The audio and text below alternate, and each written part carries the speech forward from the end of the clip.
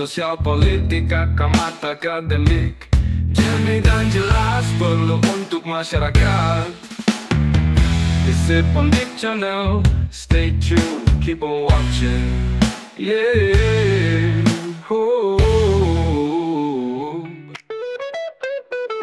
One minute insight, kontribusi Visip untuk kemajuan dunia pengetahuan. Assalamualaikum warahmatullahi wabarakatuh. Bersama saya Nuriatul Lelia, dosen ilmu komunikasi Undip, sekaligus koordinator internasional undergraduate program ilmu komunikasi. Kali ini kita akan membahas tentang digital literasi dan pentingnya untuk masyarakat kita.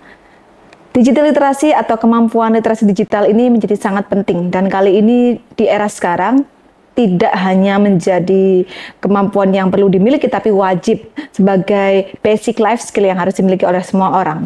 Tidak hanya anak-anak, melainkan juga oleh orang dewasa.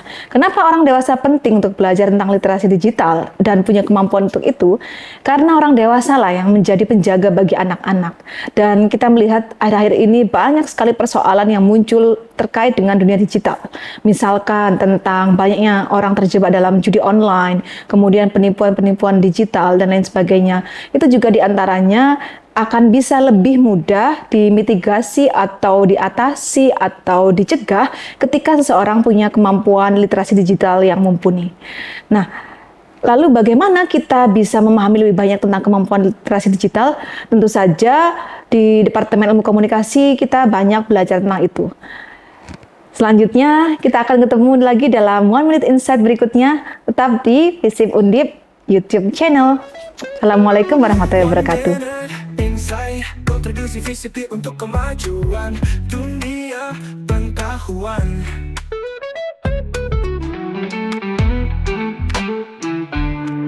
Kata pakar Visip Undip, inspiratif, informatif, inovatif. Halo pemirsa, berjumpa lagi bersama saya Hanifah Maila dalam salah satu program istimewa dari Visip Undip, yakni Kata Pakar Visip Undip. Sebuah program yang menghadirkan diskusi mendalam bersama para pakar Visip Undip, membahas fenomena-fenomena terkini terkait ilmu sosial. Nah, untuk edisi kali ini kita akan menghadirkan seorang tamu istimewa. Beliau adalah seorang pakar di bidang politik dan juga agama. Nah, telah hadir bersama kita kali ini, yakni Bapak Dr. Kiai, Dr. Andes Muhammad Adnan MA. Halo Pak Adnan. Halo, Assalamualaikum. Waalaikumsalam. Ya, saya lupa Assalamualaikum ya Pak. Iya, luar biasa sekali. Gimana kabarnya hari ini, Pak Kiai? Alhamdulillah. Alhamdulillahirabbil alamin. Bawaannya berasa adem gitu loh Pak Kiai kalau langsung berjumpa dengan Pak Kiai Adnan. Senang hari ini bisa ngomong dengan Bapak ini. Oke, luar biasa.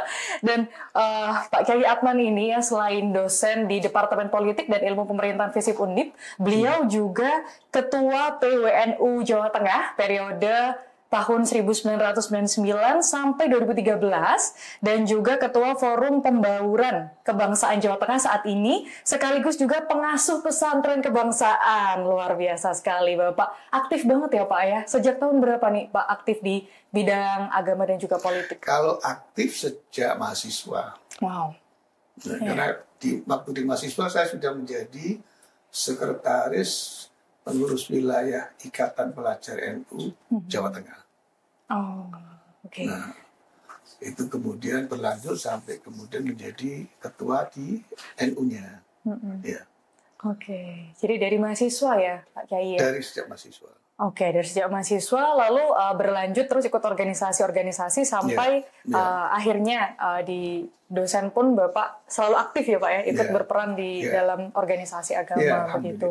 Pak Adnan, terkait dengan agama dan politik itu kan sesuatu yang tidak bisa dipisahkan ya, mereka saling melekat satu dengan yang lain.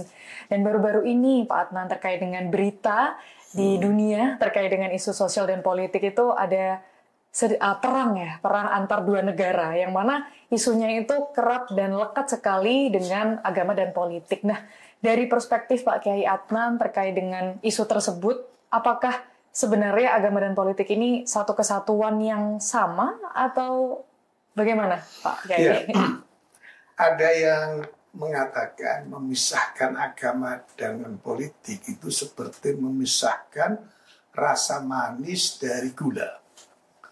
Jadi mustahil. Ya. Cuma sayangnya tidak banyak orang yang paham relasi agama dan politik itu tidak selalu negatif. Dia bisa positif. Artinya di satu sisi agama membutuhkan kekuatan politik, di sisi yang lain politik juga membutuhkan dukungan agama. Nah, kalau ada sesuatu yang negatif itu karena perlakuan terhadap agamanya, bukan agamanya. Ya. Saya ambil contoh begini, program ini nasional ya, program keluarga berencana itu diakui berhasil karena pendekatan agama. Kalau hanya sekedar kebijakan, apalagi memaksa, menekan, dia nggak mungkin bisa berhasil. Tapi pendekatan agama. Yang kedua, di negara lain, saya pernah membaca sebuah kisah. Jadi di India, orang-orang yang beragama Hindu, itu kan mensucikan sungai Gangga. Sungai Gangga itu dianggap suci. Ya. Maka dia melakukan aktivitas di Sungai Gangga itu merasa sebagai sebuah ritual, mencuci, mandi, buang air, bahkan buang mayat. Mereka yang tidak mampu untuk membakar jenazah itu dilarung di Sungai Gangga, menyatu dengan kesucian Sungai Gangga. Nah, PBB melihat kotoran yang masuk ke Sungai Gangga itu kan mencemari, mengotori kesehatan, maka tingkat kesehatannya menjadi rendah. Dibuatlah sebuah program sanitasi, dibikin bilik MCK, ya, gak ada yang pakai. Kenapa? Karena keyakinan terhadap Sungai Gangga. Kalau mereka mandi, cuci, buang air di tempat kamar yang disediakan, mereka tidak menyatu dengan Sungai Gangga yang dianggap suci. Ya, nah gagal program itu, gagal.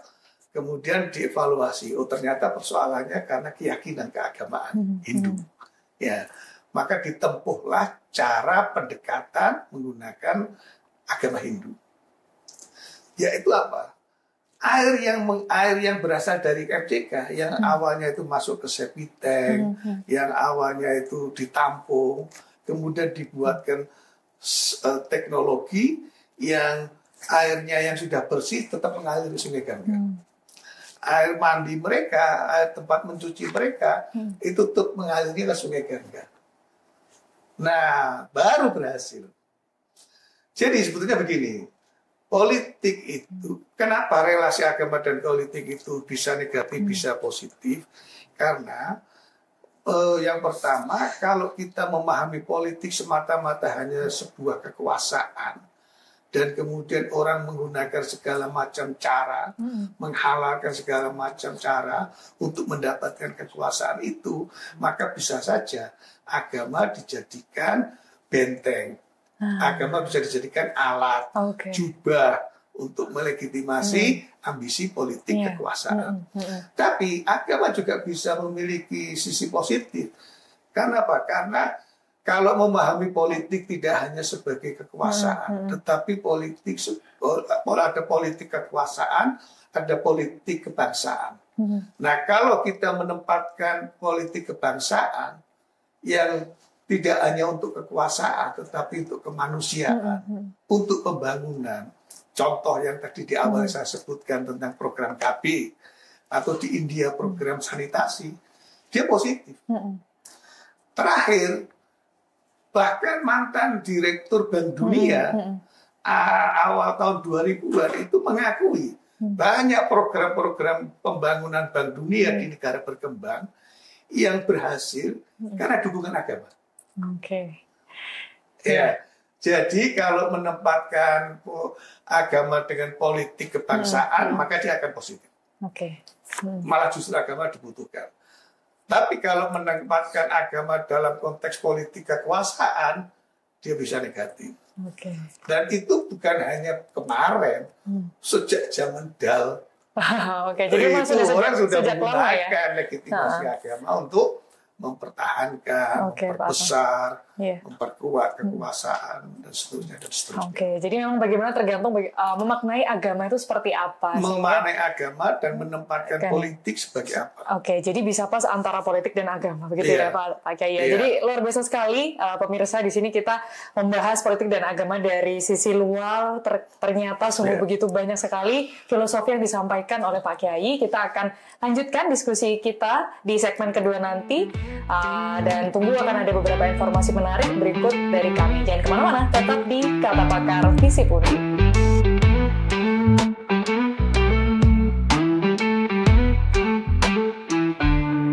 Kata Pakar Visip Undip, inspiratif, informatif, inovatif. Kembali lagi bersama saya Hanifah Mahla di segmen kedua ini. Kita akan lanjutkan diskusi kita bersama Pak Kiai Adnan tentunya di sini. Nah, kalau tadi Pak Adnan kita berbicara terkait dengan pandangan agama dan politik dari dunia, begitu, dari sisi internasional, karena tadi sempat disinggung juga terkait dengan perspektif bagaimana memaknai agama dan juga kaitannya menyeimbangkan dengan politik yang penuh dengan kekuasaan di sana ya Pak Adnan ya. Nah, kalau dari politik Indonesia sendiri yang baru-baru ini di tahun 2024 kemarin, yang mana itu adalah tahun politik, bahwa pemilu dan pemilu kada diselenggarakan dalam waktu yang sama. Nah, terkait dengan makna tadi, terkait dengan agama dan politik menyeimbangkan di antara keduanya, kaitannya dengan kampanye nih, Pak Adnan. Bagaimana pandangan Pak Adnan terkait dengan hal tersebut? Tapi sebelum itu saya ingin menambahkan satu kisah lagi. Oke, boleh. Karena ini menarik. Oke. Jadi ketika awal-awal pesawat komunikasi lewat telepon itu ditemukan dan diciptakan, lalu pada saat itu pemerintah Saudi Arabia baru saja berdiri, kerajaan Saudi baru saja berdiri, didirikan oleh Al Saud, keluarga Saud. Dia menolak keras teknologi komunikasi lewat telepon itu. Meskipun penasihat kerajaan sudah meyakinkan pentingnya alat itu. Gagal untuk meyakinkan. Dan baru berhasil ketika menggunakan pendekatan agama. Bagaimana pendekatan itu yang berhasil? Kata penasihat kerajaan, wahai raja, ini yang terakhir kali kami mohon. Setelah itu Pak Tuan Raja mau menolak, silahkan. Tetapi mohon sekali ini saja.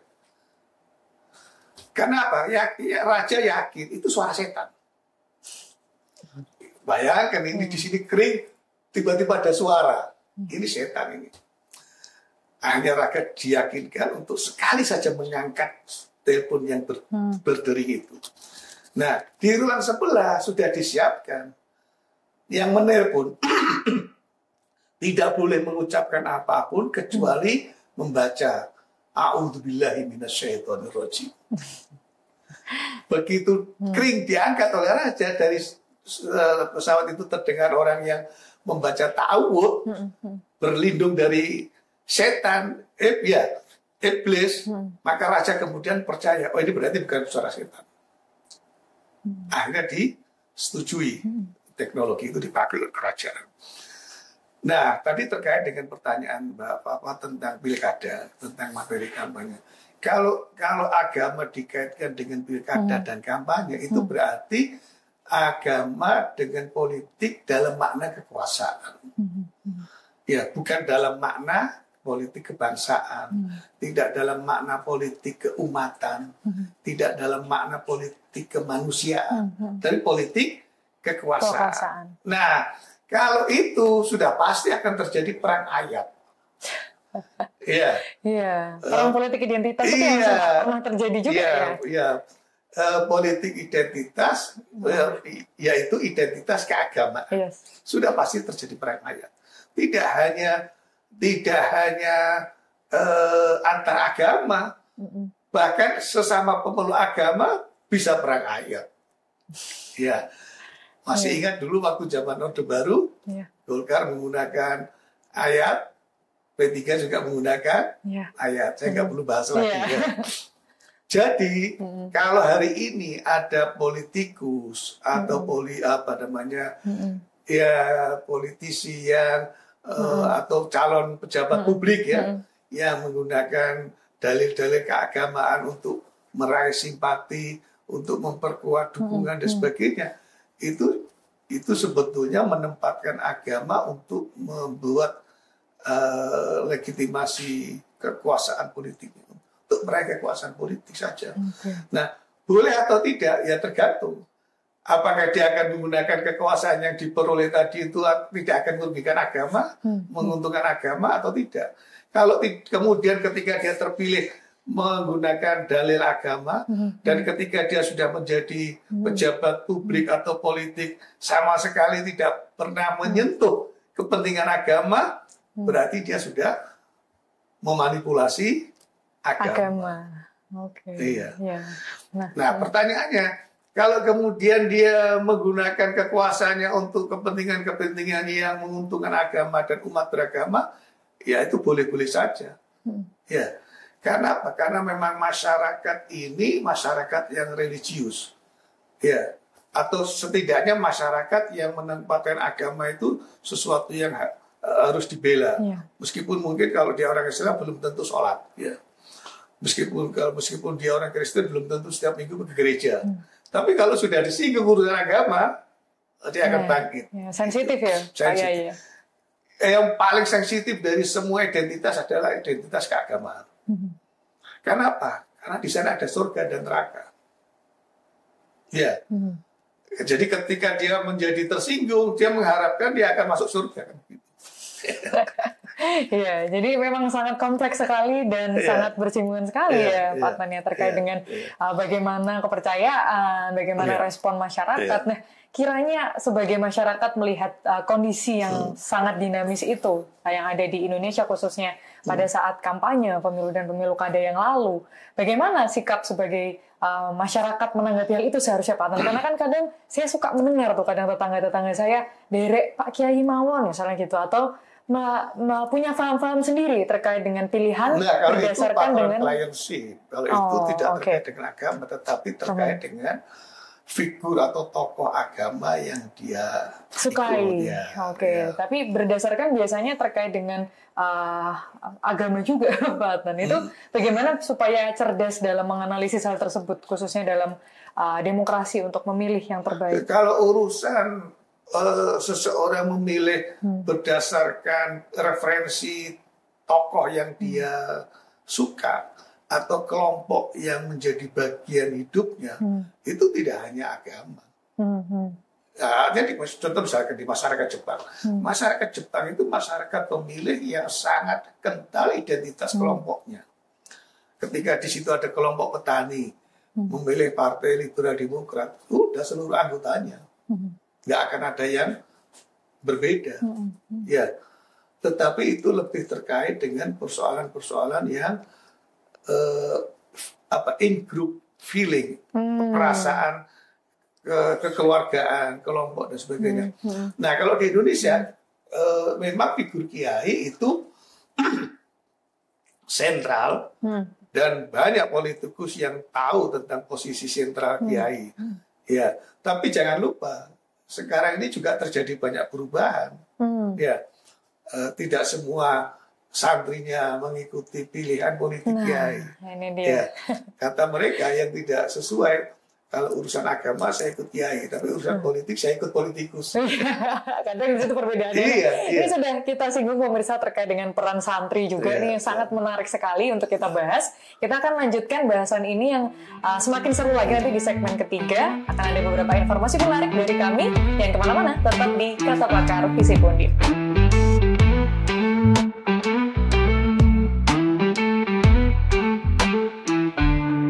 Kata Pakar Visip Undip, inspirativ, informativ, innovativ.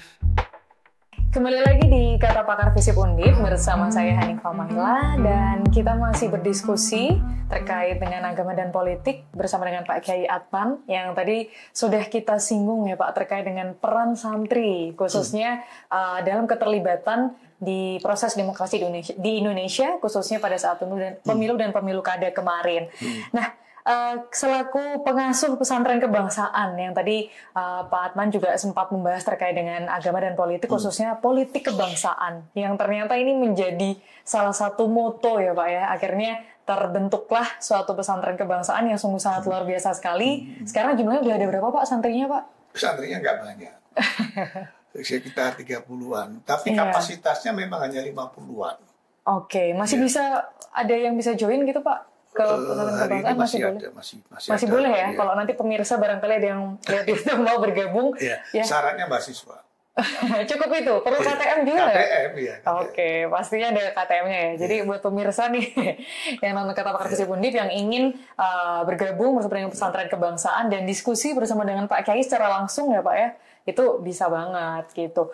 Nah, berbicara terkait dengan peran santri khususnya kan kalau di ranah pesantren, ya karena ini kita sekarang berbicara terkait dengan pesantren kebangsaan itu kan tidak lepas dengan lembaga pendidikan ya Pak ya. Nah itu bagaimana akhirnya nantinya kualitas daripada pesantren itu yang tadi Pak Kiai sampaikan tetap pada marwahnya untuk kebangsaan gitu. Itu bagaimana untuk menjaga itu Pak? Ya itu yang selalu menjadi bagian penting setiap pengajian, bahkan ngaji kitab pun bisa muatannya bisa tentang politik kebangsaan. Itu yang selalu yang menjadi bagian dari concern pesantren kebangsaan. Karena saya ingin mahasiswa rata-rata mahasiswa Undip, hanya ada satu yang dari non Undip. Saya ingin mereka menjadi sarjana, menjadi ilmuwan, tetapi memiliki moralitas agama yang tinggi. Ya, tidak hanya memiliki sikap perilaku moral yang baik, tetapi moralitas keagamaan yang baik. Dia tetap tawadu, dia tetap bermanfaat untuk masyarakat, untuk bangsa. Dia tetap menjadi bagian yang mempertahankan negara ini, bukan menjadi bagian dari yang akan merobohkan fondasi negara ini yang sudah dibangun dengan susah payah. Makanya nama pesantrennya kan kebangsaan. Ya ini kan ikhtiar kecil, tapi ya alhamdulillah. Karena begini, kalau demokrasi itu salah satu esensinya adalah partisipasi. Dan partisipasi yang paling atau puncak dari partisipasi adalah memberikan suara pada saat pemilihan umum, maka keberadaan pesantren itu memperkuat demokrasi. Kenapa? Karena ketika kiainya kasih perintah harus milih, nggak ada yang berani melawan untuk tidak menggunakan hak pilih. Ya, bayangkan misalkan sebuah pesantren yang santrinya 3.000 punya hak pilih semuanya. Itu ada satu caleg itu bisa menang suaranya dari pesantren itu. Wah, perlu dipertanyakan ini Pak ya. Nah, ya itu. Jadi kan luar biasa sekali. Iya. Kalau kita kepingin mengukur demokrasi dari partisipasi, dan partisipasi secara lebih konkret adalah memilih. Ya, memilih pada saat pemilu. Kontribusinya besar sekali. Karena kami yang di pesantren itu selalu menekankan bahwa memilih itu bukan kewajiban, ya itu hak, tetapi hak itu harus disyukuri, tidak boleh disia-siakan. Nah, cara mensyukuri hak itu adalah memberikan suara. Kalau tidak memberikan suara berarti menelantarkan nikmat. Karena banyak sebetulnya dulu kan meskipun sudah demokrasi tidak semua orang punya hak pilih. Perempuan misalkan punya hak pilih itu kan belum lama. Orang miskin punya hak pilih belum lama. Dulu punya hak pilih hanya orang kaya yang bayar pajak. perempuan nggak punya hak pilih. Sekarang kan tanpa siapapun punya hak pilih. Demokrasi, siapapun punya hak pilih.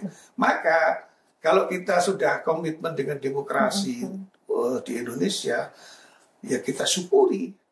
Kita syukuri nikmat kita diberi hak untuk memilih. Tidak hanya dipilih. Apalagi hak dipilih. Lebih belum lama lagi. Ya kan? Iya. Iya. Perempuan dulu boleh memilih, dipilih belum boleh. Iya. Sekarang memilih, dipilih, maka bentuk mensyukuri itu nikmat. Bentuk mensyukuri nikmatnya adalah memilih. Itu diajarkan di pesantren. Luar biasa. Jadi memang banyak bentuk partisipasi yang dilaksanakan dengan sangat demokratis ya Pak ya di pesantren khususnya. Ini bisa menjadi inspirasi pemirsa ya buat yang pengen join ke pesantren gitu, tapi masih jangan memilih. khawatir, itu juga yang saya ajarkan di FISIP. Wah luar biasa. Jika mata kuliah agama dan politik, ya tidak hanya Islam. Tidak hanya Islam. Karena ketika kita bicara agama dan politik itu kan semua agama. Nah, saya ingin kembali lagi tadi itu, khususnya 3 agama langit, agama Yahudi, Nasrani, dan Islam, itu memang dekat dengan urusan politik. Kenapa? Karena ketiga agama ini juga mengatur tentang kehidupan sosial, mengatur tentang kehidupan duniawi, mengatur tentang kehidupan kemasyarakatan. Dan itu berarti tidak bisa dilepaskan dengan persoalan politik. Nah, agama-agama yang non-samawi seperti agama Hindu, Buddha, Konghucu, itu saja sekarang juga masuk ke ranah politik. Bagaimana kelompok garis keras ya Hindu di India yang ingin mendirikan agama Hindu? Bagaimana Buddha di Myanmar menggunakan kekuatan agama atas nama agama menekan kelompok minoritas Rohingya? Ya. Bagaimana Singapura menggunakan nilai-nilai Konfusianisme untuk memotivasi warganya dan berhasil menjadi disiplin, tertib, maju secara ekonomi, ya pekerja yang tangguh. Dari mana mereka membangun? Salah satunya nilai-nilai Konfusian yang dikembangkan.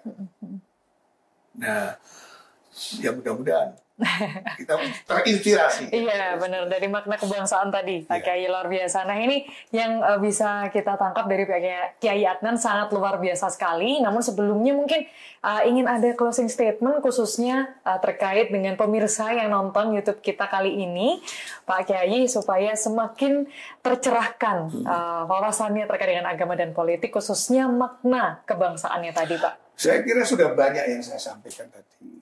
Closing yang paling abdul itu adalah wassalamualaikum warahmatullahi wabarakatuh. Singkat, padat, jelas dan sangat berisi sekali maknanya. Luar biasa Pak Kiai Adnan. Dan demikian akhir diskusi kita pada edisi kali ini. Semoga bermanfaat untuk kita semua pemirsa. Dan kita akan ketemu lagi di program Kata Pakar FISIP Undip selanjutnya. Dan juga tentunya di FISIP Undip Channel akan ada beberapa program lainnya. Ada 1 Minute Insight, Our Day in Stock, dan juga Karya Mahasiswa. Jangan lupa ditonton pemirsa ya. Dan tentunya kita akan berjumpa lagi bersama pakar-pakar dengan tema-tema yang menarik lainnya. Sehat dan sukses untuk kita selalu. Matur suwun sangat Pak Kiai Adnan atas waktunya. Dan juga tentunya saya di sini Hanifah Maila pamit undur diri. Wassalamualaikum warahmatullahi wabarakatuh. Waalaikumsalam warahmatullahi wabarakatuh.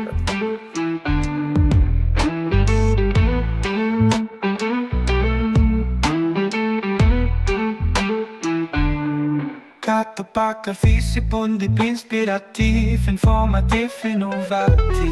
1 Minute Insight, kontribusi FISIP untuk kemajuan dunia pengetahuan. Assalamualaikum warahmatullahi wabarakatuh. Saya Nuni Retno Herawati, dosen dari Prodi S1 Ilmu Pemerintahan, Fakultas Ilmu Sosial, Ilmu Politik, Universitas Diponegoro.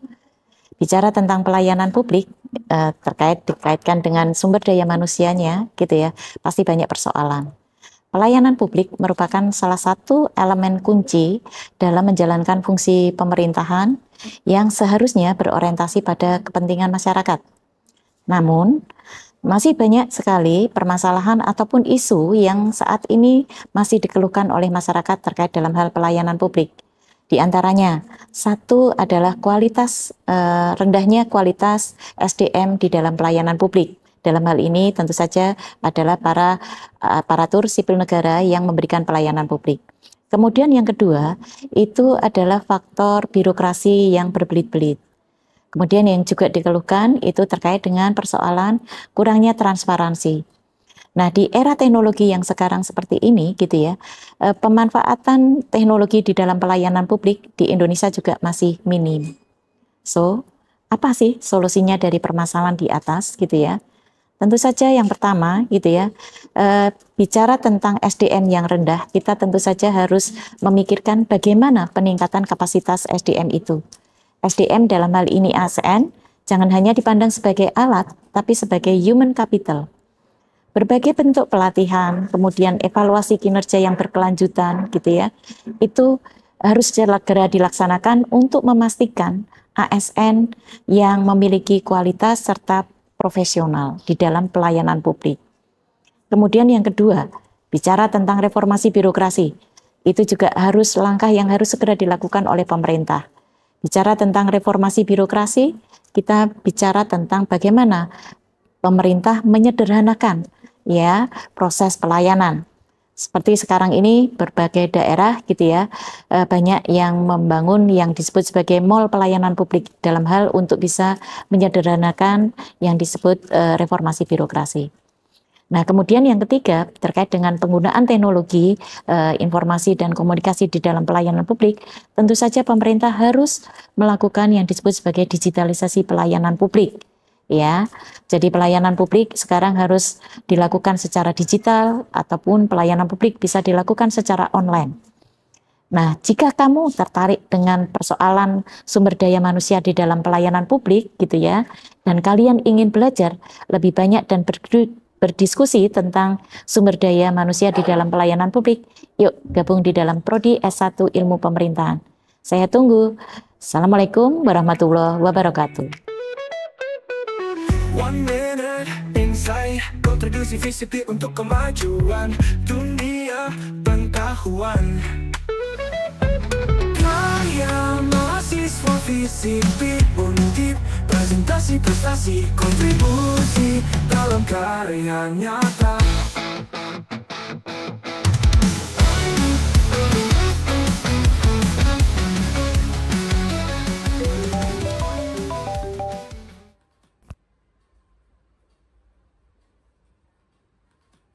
Halo Ibu.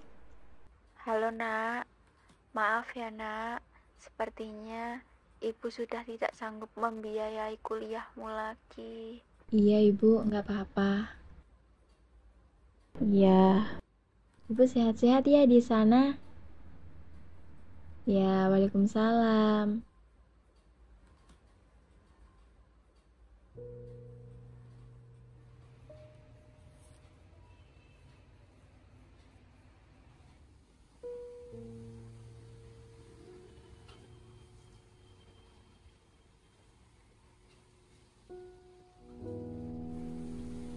Halo Bill, aku mau nanya, di story kamu kerja di kafe ya? Di sana ada lowongan kerja nggak? Oh, ada. Ya udah, besok ya ketemuan. Makasih.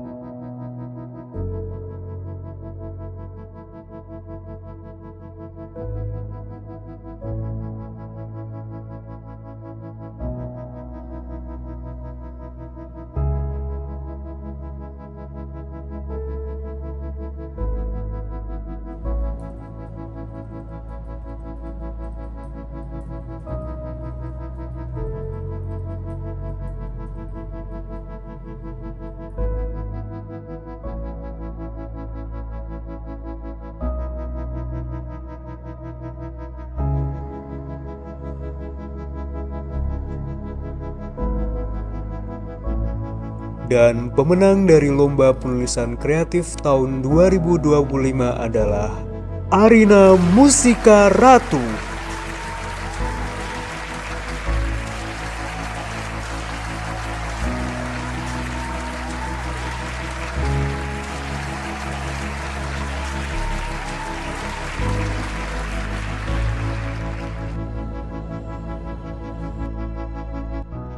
Halo Ibu, Arina menang. Arina dapat beasiswa, jadi Bu nggak usah takut, nggak usah pusing-pusing.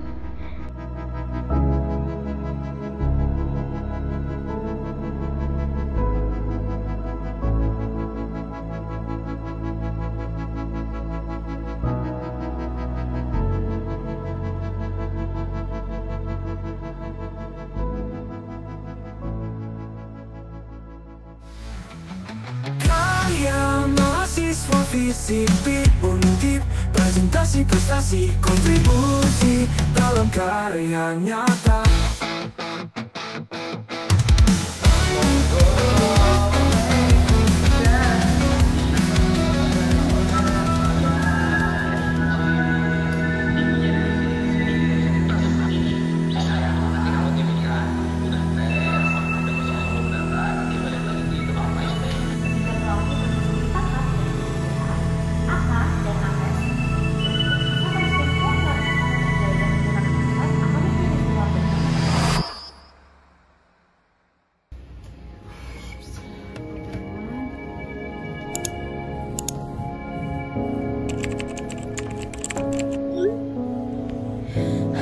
Ternyata kerja keras menang lomba, berprestasi, itu tetap aja nggak cukup ya.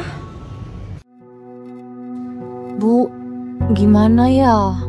Aku kan dari awal SMA sampai sekarang udah belajar mati-matian, tetap aja nggak cukup Bu. Kemarin aja SNBP aku ketolak mentah-mentah. Gimana ya Bu ya? Dita, jalan menuju keberhasilan itu kan ada banyak. Jadi kalau satu jalan ditutup, kamu masih bisa kok coba jalan yang lain.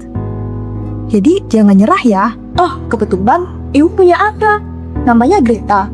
Dia lagi kuliah di Ilmu Komunikasi Undip. Mungkin kamu bisa aja tuh tanya-tanya sama dia. Nanti Ibu kenalin deh.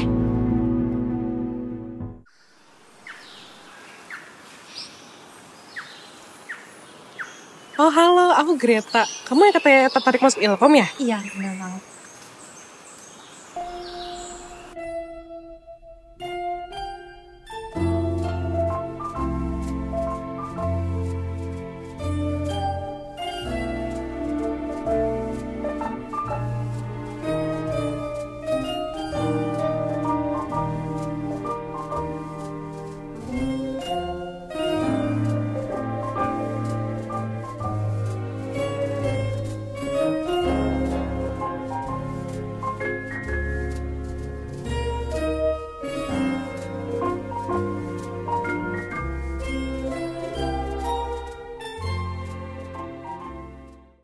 Selamat pagi, bersama saya Dita Dwi Nurhidayah yang akan menemani Anda dalam berita terkini.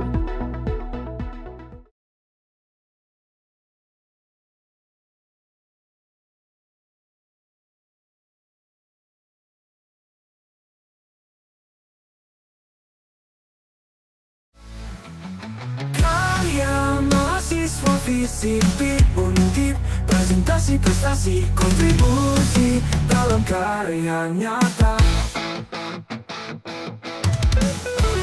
One minute insight, kontribusi FISIP untuk kemajuan dunia pengetahuan. Selamat datang ke FISIP Undip Channel. Saya adalah Muhammad Faik Adi Pratomo, saya adalah dosen Prodi Hubungan Internasional, dan kali ini kita akan membahas salah satu kejahatan-kejahatan online yang saat ini marak sekali. Barangkali penonton pernah membuka HP terus melihat, wah, ada SMS dari orang tidak dikenal. SMS dari orang tidak dikenal mengajak judi misalnya. Atau ada SMS dari orang tidak dikenal tiba-tiba mengajak pacaran. Itu adalah apa yang dinamakan pig butchering scam atau kejahatan, literally namanya adalah kejahatan membunuh babi.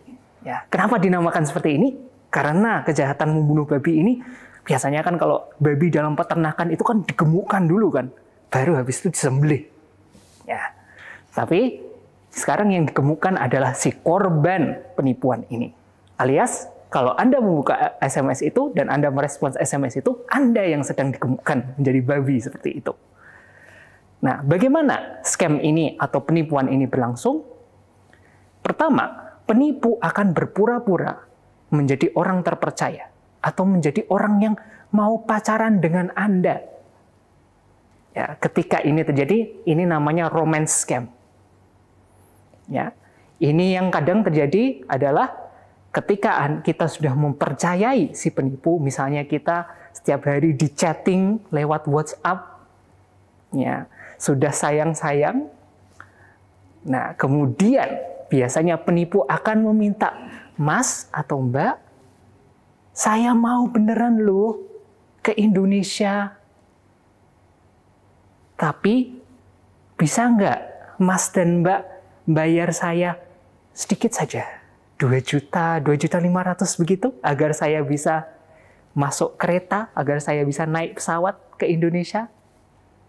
Nah, ketika itu terjadi, itu adalah bagian kedua dari pig butchering scam. Bagian ketiga adalah seringkali ini terjadi berulang-ulang. Anda diminta 2 juta, Anda diminta 1 juta, Anda diminta 3 juta. Tetapi biasanya si penipu akan selalu ada alasan kenapa dia tidak bisa mendampingi Anda sebagai pacar misalnya. Nah, terus biasanya di akhir, ya di tahap keempat dari pig butchering scam, penipu akan minta, oke, ini saat ini beneran banget, sumpah, saya akan mendatangi Mas atau Mbak. Ketika itu terjadi, kemudian penipu akan meminta nominal uang yang sangat besar, sekitar 10 juta ke atas mungkin. Dan kemudian ketika si orang korban penipuan itu memberikan uang tersebut, penipu akan menghilang. Ini adalah apa yang dinamakan pig butchering scam. Jadi Anda tidak ditipu hanya sekali atau 2 kali, biasanya berkali-kali dan makin banyak nominalnya, sampai pada akhirnya ada penipuan besarnya dan kemudian penipu akan menghilang. Itu adalah salah satu topik yang akan kita bahas dalam kejahatan transnasional dalam hubungan internasional di Undip. Demikian, jika Anda ingin informasi lebih lanjut, tetap terus menyimak Visip Undip Channel. 1 minute insight, kontribusi Visip untuk kemajuan dunia pengetahuan.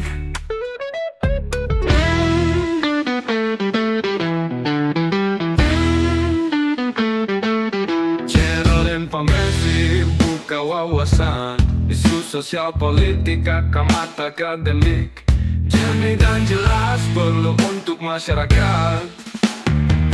Visip Undip Channel, stay tuned, keep on watching, yeah.